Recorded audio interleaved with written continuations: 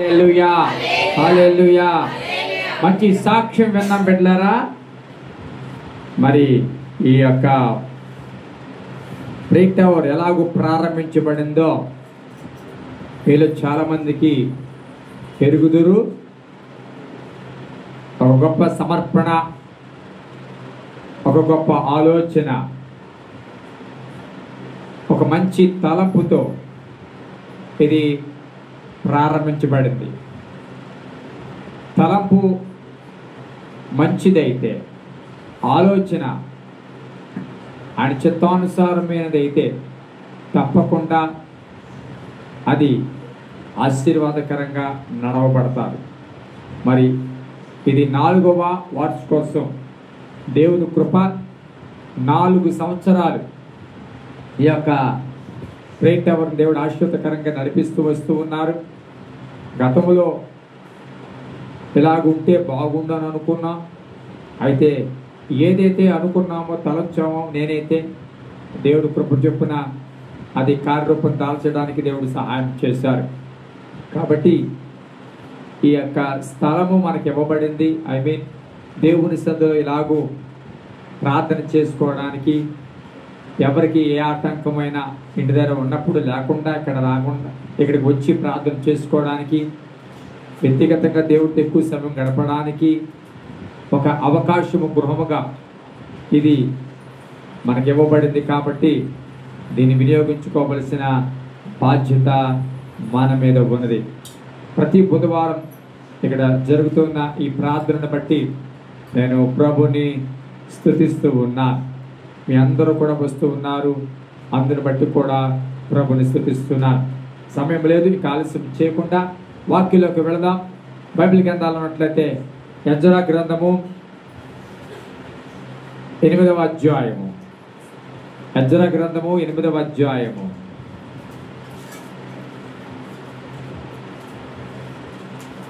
Ezra గ్రంథము 8వ అధ్యాయము, పేజీ నంబరు 398. 398 తీసారా? చదువుతూ ఉన్నాను.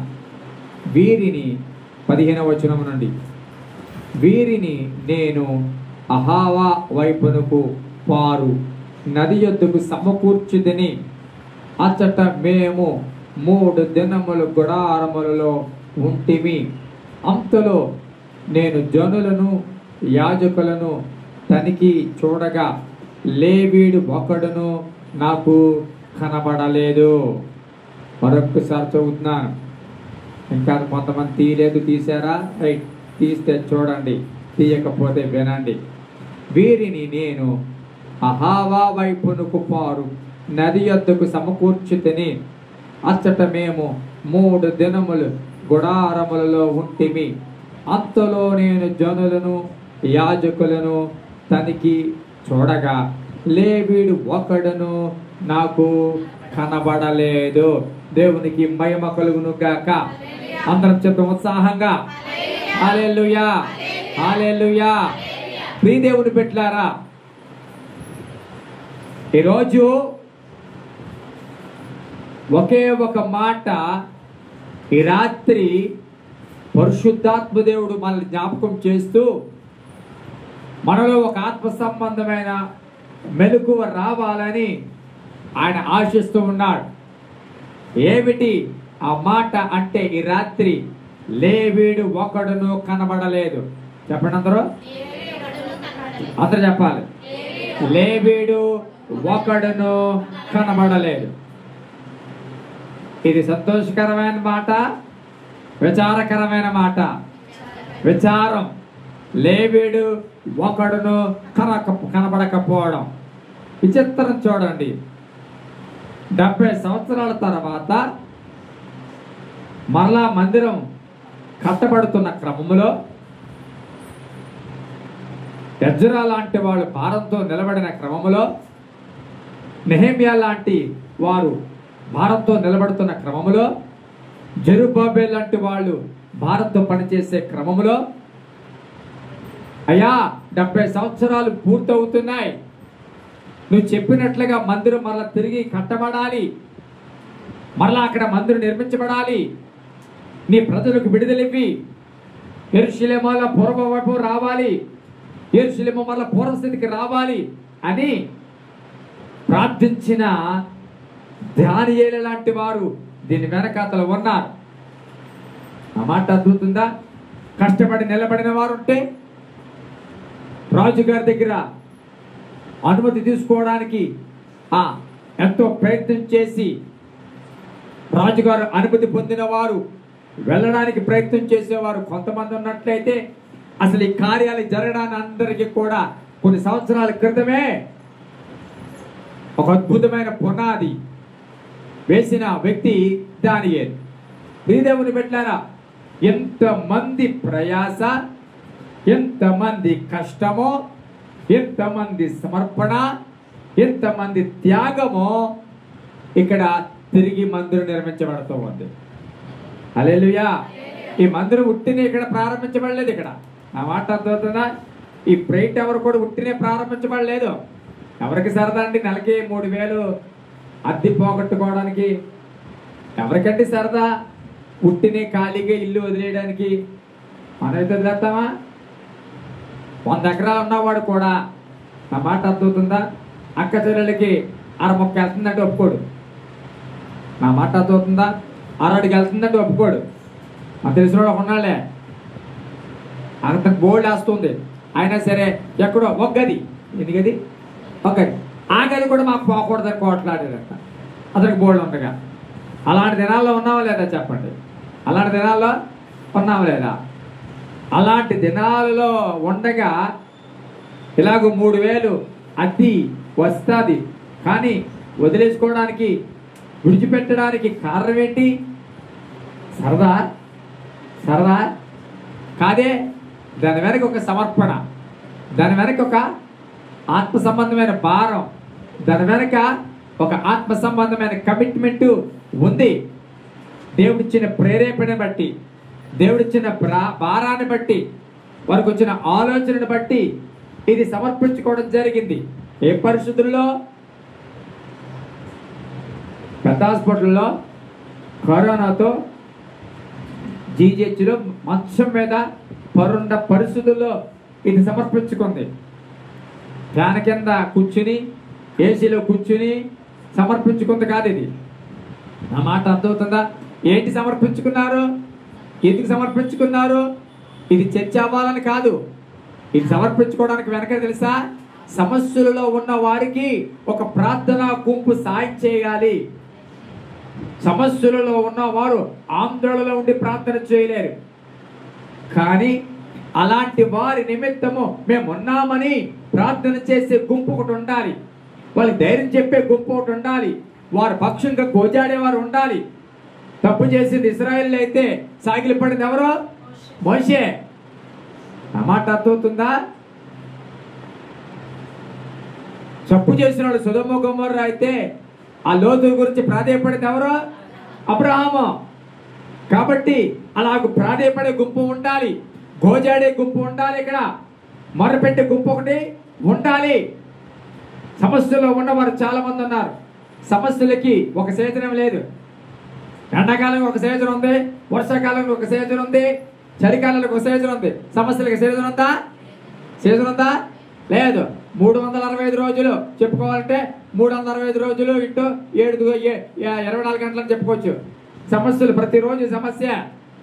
ఒంటి సమస్య, పంటి సమస్య, ఆర్థిక సమస్య, కుటుంబ సమస్య, ఇవన్నీ లేకపోతే రొప్ప సమస్య, అదొక సమస్య. అన్నమాట అన్నీ ఉన్న సమస్య. అరగకపోవడం అదో సమస్య. ఇటు ఎక్కువ తినేస్తాడు, అరగదా, అదో సమస్య. ఇడికి అన్నమాట అర్థమవుతుందా? సమస్యలు లేనటువంటి ఏముందని చెప్పండి. సమస్య లేని కుటుంబం, సమస్య లేని పరిశోధనలు, సమస్య లేని కాలం ఏమైనా ఉందా? అందులోని వాక్యం చెప్తుంది, అంత్యకాలములు అపాయకరమైన కాలములు. సుఖానుభవాన్ని ఎక్కువగా ప్రేమిస్తారంట, అనురాగరహితులు అయిపోతారంట. నా మాట అంత అసూయపరులు అయిపోతారంట, ద్వేషపరులు అయిపోతారంట, కోపగొట్టులు అయిపోతారంట. ఇవన్నీ అంత్యకాలంలో చూసే లక్షణాలు. అపాయకరమైన కాలాలు. అపాయకరమైన కాలం అంటే చాలాసార్లు అనుకుంటాం సునామీలు, రైటే, ఇవన్నీ ఒక రకమైన అపాయం. ఇది వేరే రకమైన అపాయం. ఇది మనుషుల్లో నుంచి పుట్టుకొచ్చే అపాయం. ప్రకృతి వచ్చే అపాయం కాదు. మనిషి దేవుడి కంటే సుఖానుభవాన్ని ఎక్కువగా అనిపించారంటే ఇది అపాయం కాదా? అపాయం కాదా? అపాయం కాదు. తిరిగి మనకి అపాయం ఏంటంటే మన పెద్ద తుఫాను. ఏంటి? ఏ తుఫాను అది? మాంతా తుఫాను. ఏమైపోతాము? ఏమైపోతాము? ఫ్లాష్ ఫ్లడ్స్ అన్నాడు. ఏమన్నాడు? Flash floods. సడన్ గా ఫ్లడ్ వచ్చేస్తుంది, సడన్ గా వరదలు వచ్చేస్తాయి అన్నాడు. అవి బాబు మన ఇంటి మీదకి వచ్చేస్తుందేమో. అది మనకి తెలిసిన అపాయం. కానీ నీ బతుకు చెడిపోతుంది, నీ ఆత్మీయ జీవితం చెడిపోతుంది. ఇప్పటికే సుఖం ఎక్కువైపోయింది, ఇప్పటికే ప్రాధాన్యత ఎక్కువైపోయింది, ఇప్పటికే నీ ఆత్మీయ జీవితం నష్టపోయింది, ఇప్పటికే కళ్ళంలో ఒక సుఖం రావట్లేదు, కనీసం పట్టుబడి అరగంట ప్రార్థన కూడా లేదు. ఇలాంటి అపాయకరమైన కాలం ఇది మనకి సాధారణం అయిపోయింది. ఇది అపాయకరమైన కాలాగే గుర్తించట్లేదు. ఇది అపాయకరమైన కాలం ఏంటి? క్రైస్తవుడికి వాడు ఆత్మీయ జీవితం చెడిపోవడం అపాయకరం, ప్రార్థన తగ్గిపోవడం అపాయకరం, గుడికి రాకపోవడమే చెప్పండి అపాయకరం, ఉపవాసాలు ఉండకపోవడమే అపాయకరం, ప్రార్థన చేసినా ప్రార్థన రాకపోవడమే చెడిపోయావు. కళ్ళం నీళ్ళు రావట్లేదంటే దానితో చెప్పరా? కూర్చుంటే ఆవలింతలు వస్తున్నాయంటే, ప్రార్థన చేయలేకపోతున్నామంటే, ఆసక్తి లేదంటే దాని అర్థం ఏంటంటే చెప్పరా? అపాయకరమైన కాలంలోనూ ఉన్నాం. ఏ కాలం అది? చెప్పాలి గట్టిగా. అపాయకరమైన కాలంలో ఉన్నాం.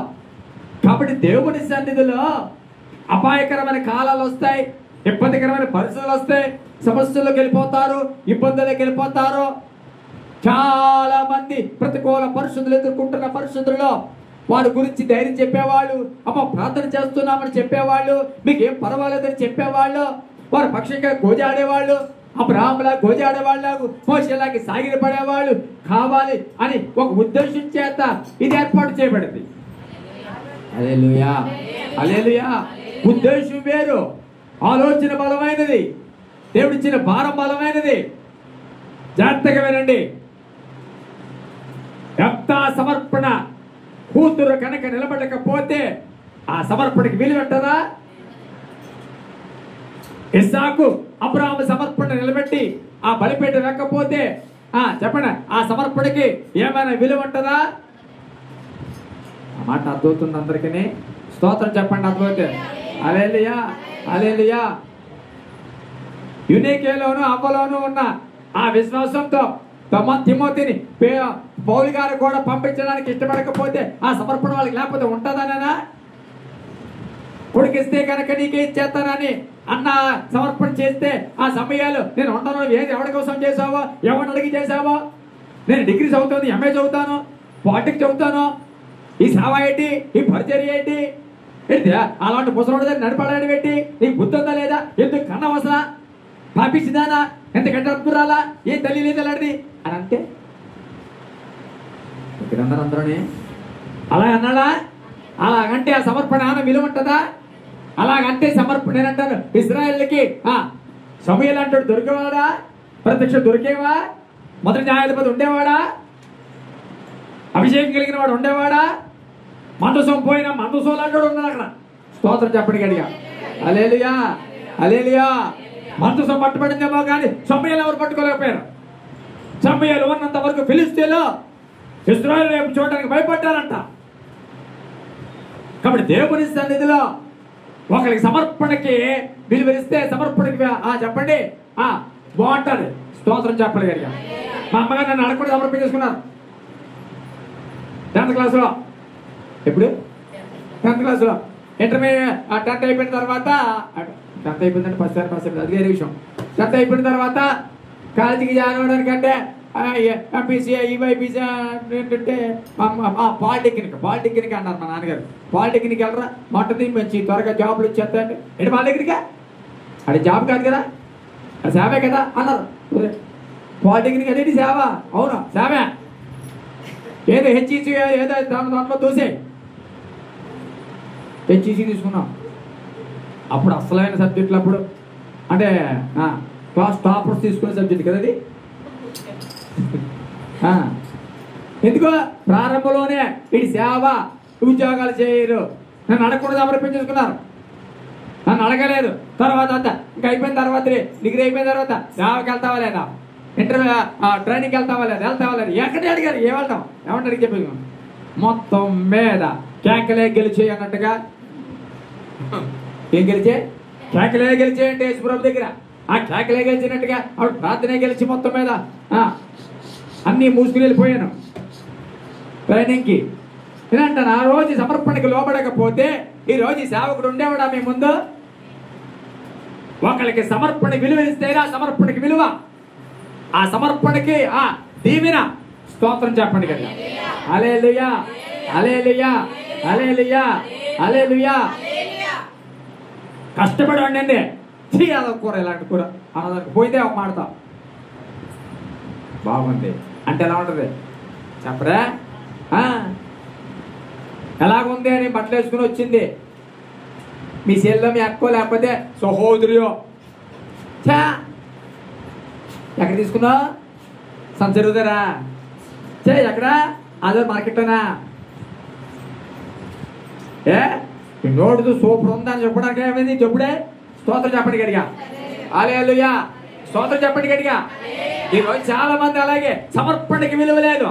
నా మాట అర్థమవుతుందా? సమర్పణకి విలువ లేదు. ఇక్కడ ఎవరు లేరంటే ఇక్కడ చెప్పండి గట్టిగా. లేవీడు ఒకడను కనబడలేదు, ఇది గొప్ప విచారం. లేవీడు ఒకడును కనబడలేదు.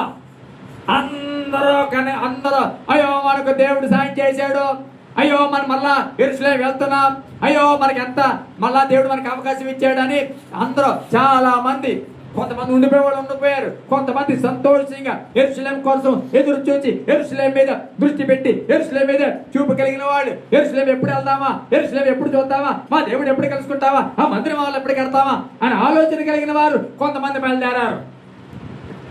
యెరూషలేము లేదు ఏమి లేదు, ఎప్పుడో పోయింది, ఈ బబులోనే మనకి యెరూషలేము, ఈ బబులోనే బాగుంది అనుకుని సెటిల్ అయిపోయిన వాళ్ళు కొంతమంది ఉంటే, కొంతమంది మాత్రం యెరూషలేము వెళ్దాం, ఎప్పుడు దేవుడు తెరుతాడా ద్వారం తెరుతాడా అని ఎంతమంది ప్రార్థన చేస్తుంటారో.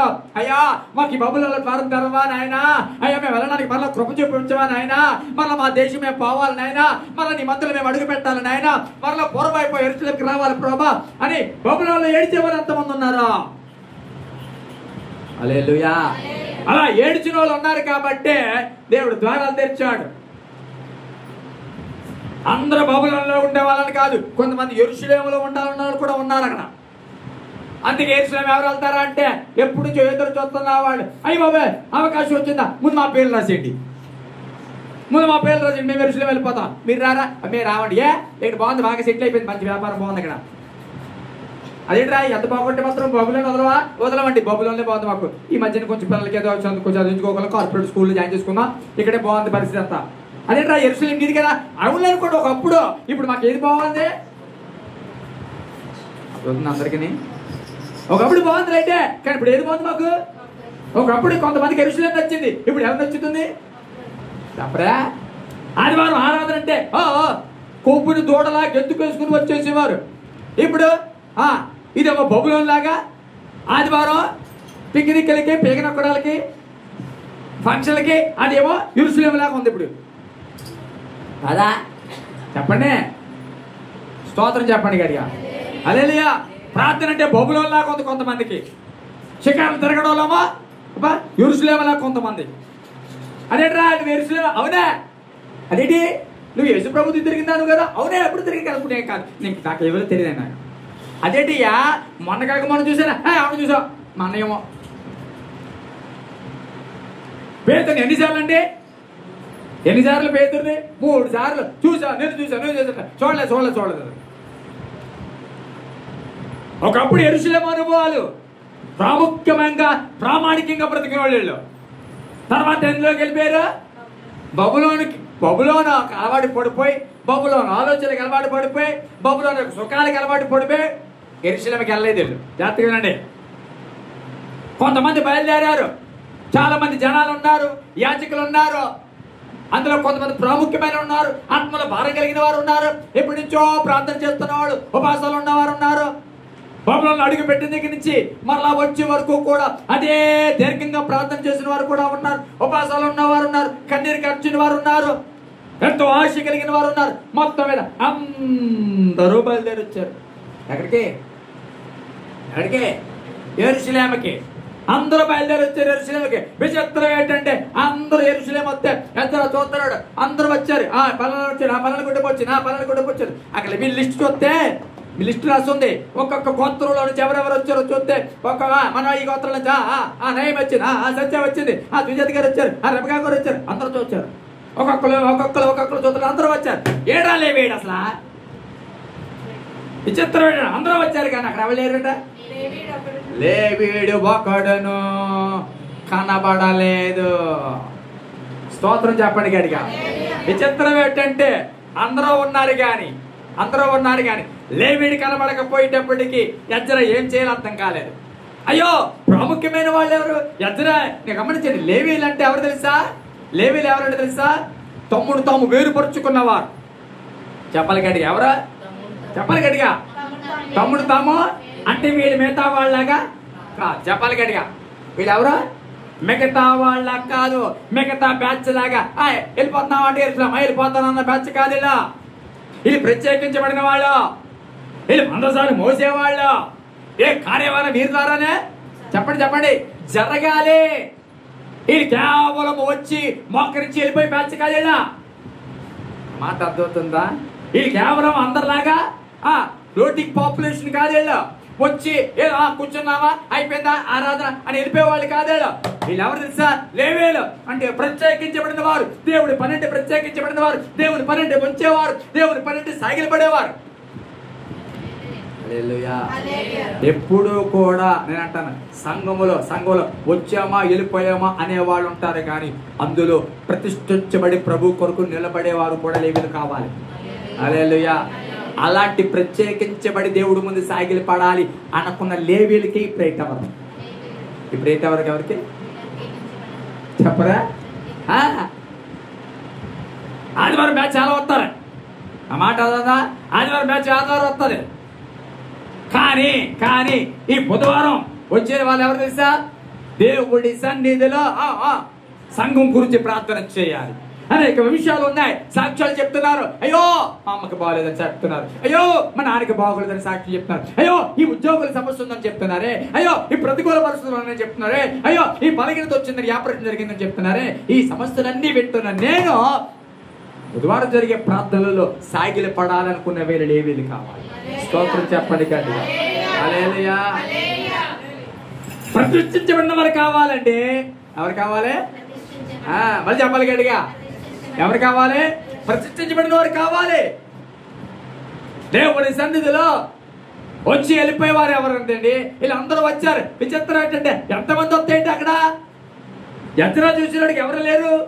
లేవీడు ఒకడో లేదు. అయ్యో ఏంటి లేవీడు లేకపోతే పని జరుగుతుంది? లేవీడని ప్రతిష్ఠించబడిన వాళ్ళు లేకపోతే ప్రతిష్ఠిత కార్యాలు ఎలా జరుగుతాయి? ప్రతిష్ఠించుకున్న వాళ్ళు లేకపోతే సంఘంలో ఏ కార్యాలు జరగవు. అర్థమవుతుందన్నమాట. ప్రతిష్ఠించుకున్న వాళ్ళు లేకపోతే, నేనున్నాను అనేవాళ్ళు లేకపోతే, దేనికైనా సరే భుజం వచ్చేవాళ్ళు లేకపోతే, నేను అంటాను మందసం మోసేది ఎవరు? అంటున్నా మందసం మోయడానికి భుజం ఉంచిన వాళ్ళే. చెప్పండి ఆ మందసాన్ని మోస్తూ వెళ్తారు వారే లేవీయులు. హల్లెలూయా. హల్లెలూయా. స్తోత్రం చెప్పండి గట్టిగా. ఆరాధన ప్రారంభించిన ఎవరు ఉండాలి ప్రార్థన చేయడానికి? అప్పుడే ఒకడనే ఉండాలి. పాటలు ప్రారంభించడానికి ఎవరు ఉండాలి? అది పాటలు పాడేవాళ్ళు సరిపోయిందా? వాయిద్యాలు వాయించే వాళ్ళు కూడా ఎప్పుడు ఉండాలి? ఆ మాట అర్థమవుతుందా? దేవుని సన్నిధిలో మందసం మోసేవాడు లేకపోతే మందసం ఒక దిక్కున ఉండిపోతాడు. మందసానికి చెప్పాలి గట్టిగా, మందసానికి అటు ఇటు వెళ్ళి పనే ఉండదా? మందసం మోసేవాళ్ళు లేకపోతే నేను అంటాను యుద్ధ భూమిలోకి మందసం తీసుకువెళ్ళాలి. ఎవరు మందసం తీసుకెళ్లే వాళ్ళు ఉన్నారు కాబట్టి దావీదు ఎక్కడికి వెళ్ళినా మందసం వెనకాల వెళ్ళిపోయిందంట. ఎవరున్నారు దావీదు దగ్గర? మందసం మోసేవాళ్ళు ఉన్నారు. సాధువుకు అభ్యతారు మందసం మోసేవాళ్ళు. తాకుంటారా బాబు, నా బ్రతుకే కేర పట్రస్ ఏమీ లేదు, ఎక్కడికి వెళ్తానో తెలియదు, ఎప్పుడు వస్తానో తెలియదు. ఈ మందసాన్ని ఆయనకాల తెప్పడం ఎందుకు? యెరూషలేములో పెట్టేయండి, దేవుడి చిత్తమైతే మళ్ళా నన్ను తీసుకొస్తాడు అన్నాడు. స్తోత్రం చెప్పండి కదా. అంటే ఎక్కడైనా మందసం మోసేవాడు ఉండాలి. మందసం దేవుడు ఇచ్చాడు, దాన్ని ఏం చేయాలి మనం? చిన్నోడే మోయమంటే సూపరెడ్డి ఇచ్చావు, నువ్వే మోయి. హల్లెలూయా, స్తోత్రం చెప్పండి కదా. హల్లెలూయా, హల్లెలూయా. మంజు దోమ కొడుతుంది అన్నాను అనుకో, వేసి కొట్టేసి కదా కొంచెం అన్నదానికి ఎలా ఉంటుంది? ఆ మాట అర్థమవుతుందా? దోమ కుట్టేదని చెప్పాను, ఏదో కొట్టినాడు మళ్ళీ చెప్పు, లేచి కొట్టేచ్చు కదంటే ఏమన్నా తెలిసి అలాగే ఉందా? మందసం దేవుడు ఇచ్చాడు, మొయ్యద్దేవుడు మోసే బాధ్యత తెలియదు లేదా? సంఘం ఇచ్చాడు, సంఘాన్ని కాపాడుకోవాలి, సంఘాన్ని సుందరంగా చేయడం, సంఘాన్ని స్థిరపరచుకోవడం మనకి లేదా బాధ్యత? చెప్పరా?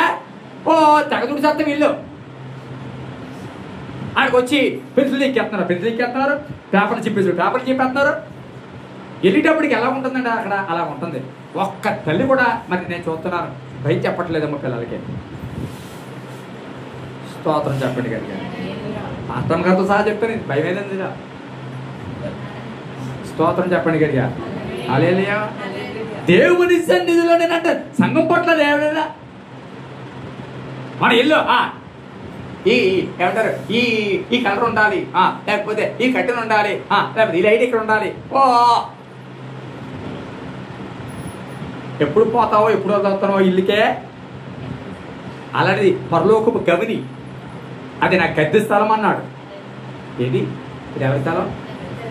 అది పరలోకపు గవిని. అదంతా జాగ్రత్తగా చూసుకోవాలి. చెప్పరా? అదంతా బాగా జాగ్రత్త చూసుకోవాలి. ఈరోజు ఎవరు లేరు? చెప్పాలి కదా, ఎవరు లేరు? మందసాన్ని మోసేవాళ్ళు కనబట్టలేదు. అసలు మందసం ఉంది కానీ మోసేవాళ్ళు లేరు. దేవుడు ఆశపడుతున్నాడు పని చేయాలని, కానీ పని చేసేవాళ్ళు కనబట్టలేదు. మేము ఉన్నామని చెప్పేవాళ్ళు కనబట్టలేదు, నడు మంచేవాళ్ళు కనబట్టలేదు. అయ్యా ఏ పని చేసినా నేను సిద్ధమే, నీ కొరకు నిబంధనలైన అవమానాలని ఏదైనా సిద్ధమే అనేవాళ్ళు ఈరోజు కనబడట్లేదు. అందుకే కొన్ని పనులు ఆగిపోతున్నాయేమో. స్తోత్రం చెప్పండి, చెప్పాలి గట్టిగా. హల్లెలూయా. కాబట్టి దేవుని సన్నిధిలో ఎవరు లేరు ఇక్కడ. ఈరోజు నా టాపిక్ అదే. ఈరోజు నా టాపిక్ తెలుసా? లేవీడు ఒక్కడును లేడు. లేవీడు ఒక్కడు కనబడలేదండి. చిత్రం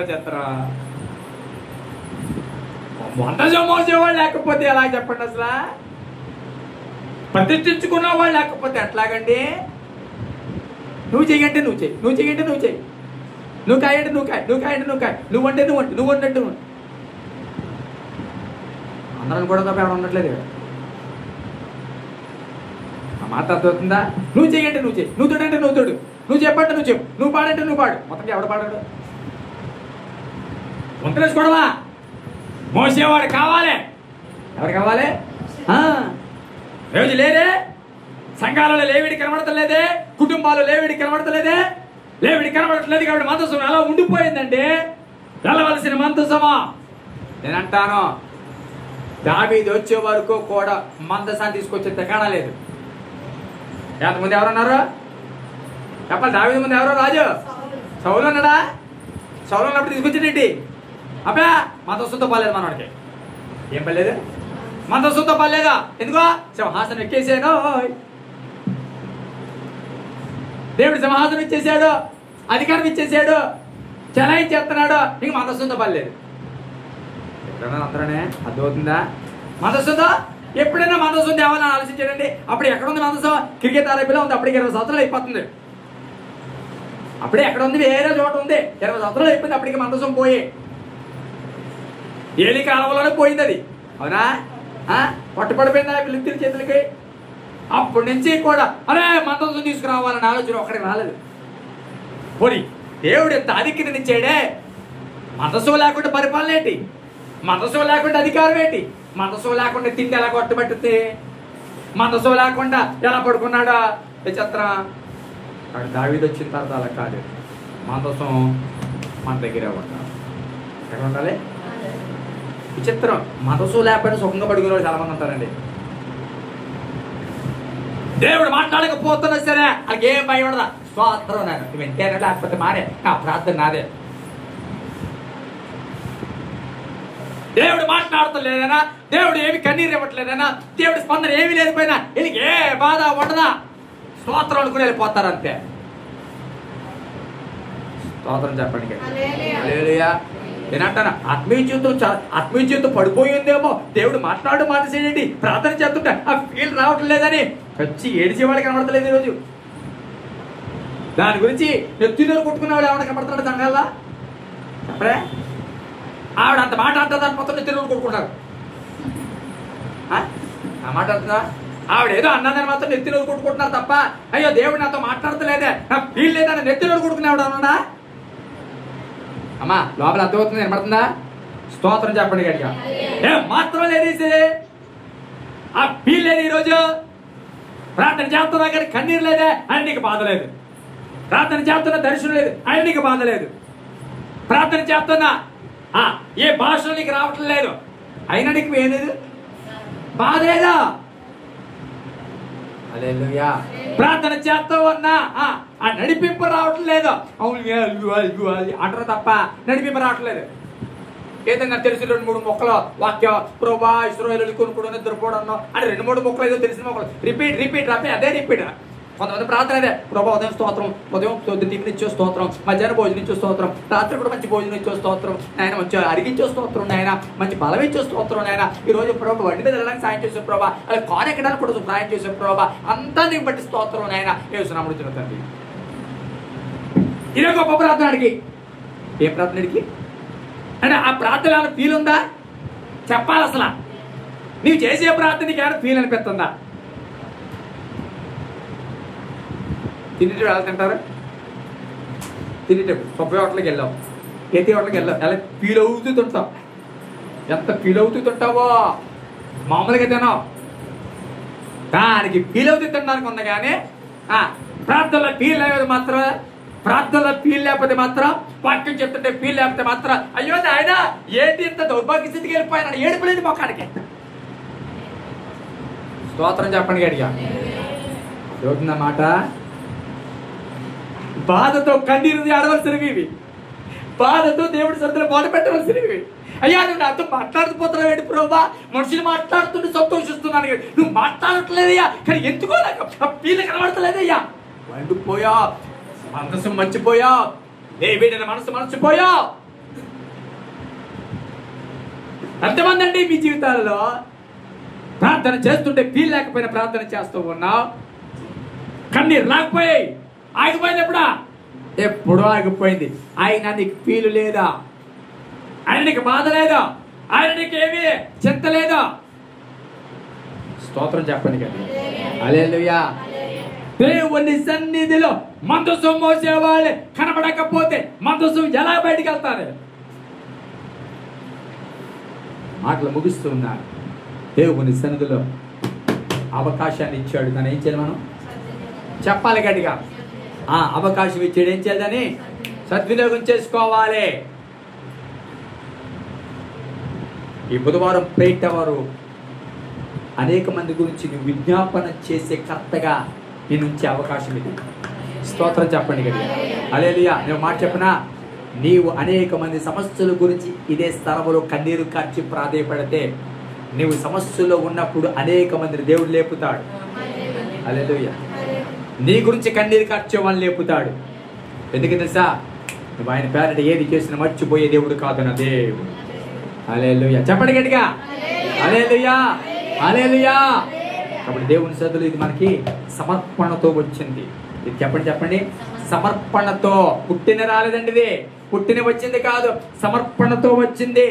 సమర్పణ లేదు నీకు, కానీ సమర్పణ చేసుకున్న వారిని సైతము మనం నిలబడి ప్రభుని సన్నిధిలో కనపరచాలి.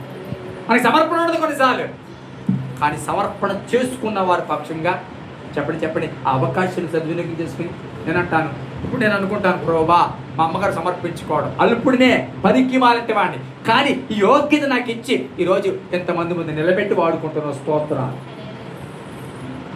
హల్లెలూయా. దేవుడి సన్నిధి మనం సమర్పించుకోలేదు, కానీ ఎవడో సమర్పించుకోవడాన్ని బట్టి మనం వాడుపడుతున్నాం. నీకు సమర్పణ లేదు, కానీ ఎవడో సమర్పణ బట్టి నేను వాడుకుంటున్నాడు. నిజంగా నీకు ప్రార్థన లేదు, నిజంగా నీకు భక్తి లేదు, నిజంగా నీకు పరిశుద్ధత లేదు, కానీ ఎవరో ప్రార్థనను బట్టి నువ్వు వాడబడుతున్నావు అంతే. నాలాంటి దేవుని చేతిలో మందసాన్ని ప్రక్కన పెట్టిన లేవీలు ఒక్కడును, చెప్పాలి గట్టిగా అందరూ, లేవీడు ఒక్కడును కనబడలేదు. మందసాన్ని తీసుకొచ్చి మందిరంలో పెట్టేసేవాడు తప్ప ఆ మందసాన్ని నలుగురు 4 వైపులు నిలబడి మొత్తం అనేవాడు కనబడట్లేదు. ఈరోజు కళ్ళు మూసుకుందాం, ప్రార్థన చేయాలి.